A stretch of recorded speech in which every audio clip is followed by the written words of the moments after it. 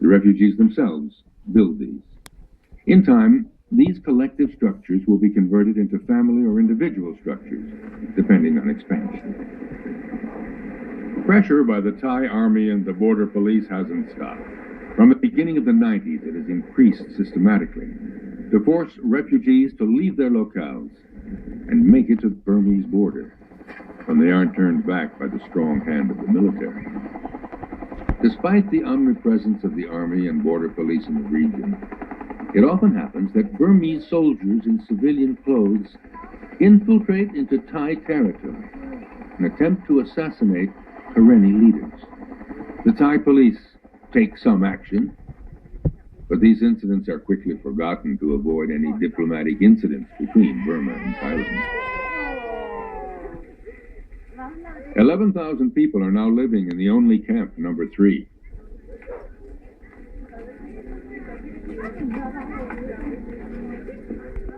Humanitarian institutions continue distributing bare essentials, but the threat of the expulsion of all the refugees by the Thai army weighs increasingly heavily. More than ever, the future is uncertain for thousands of Karenni civilians grouped in this camp. Thailand has refused to sign the Geneva Convention. As a result, all these people are deprived refugee status and can expect no help internationally. They remain at the mercy of the Thai authorities.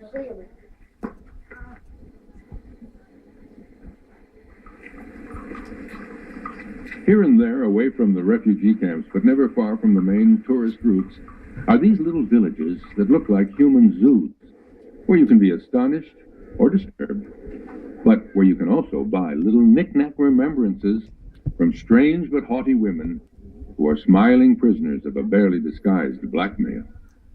Among the Kayans installed in this zoo village are Mutu and her family, and also Muluma, Mula, and their children Kuri, Magda, and Mapiao.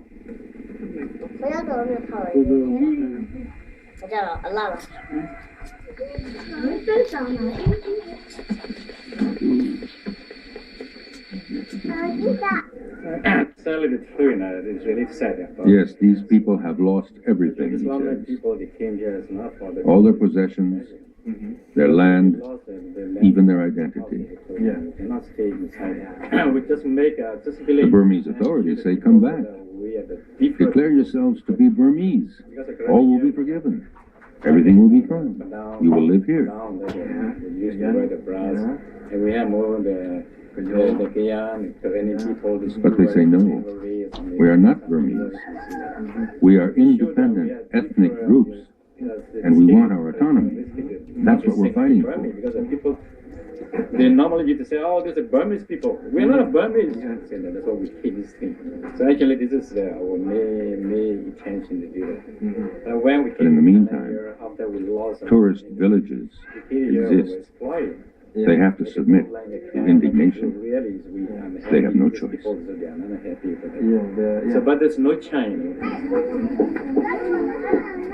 And when did you arrive here in Thailand? I'm very young. I know. Very young when you arrived here in Thailand. Yeah. What's your name? Maja. Macha. Yeah. Macha. Maja tells us that many tourists come here and that she's a little tired of seeing them. She says that here things are up and down, that she feels safe, but that she misses her family and her village in Burma. แต่ก็คิดถึงบ้านเกิด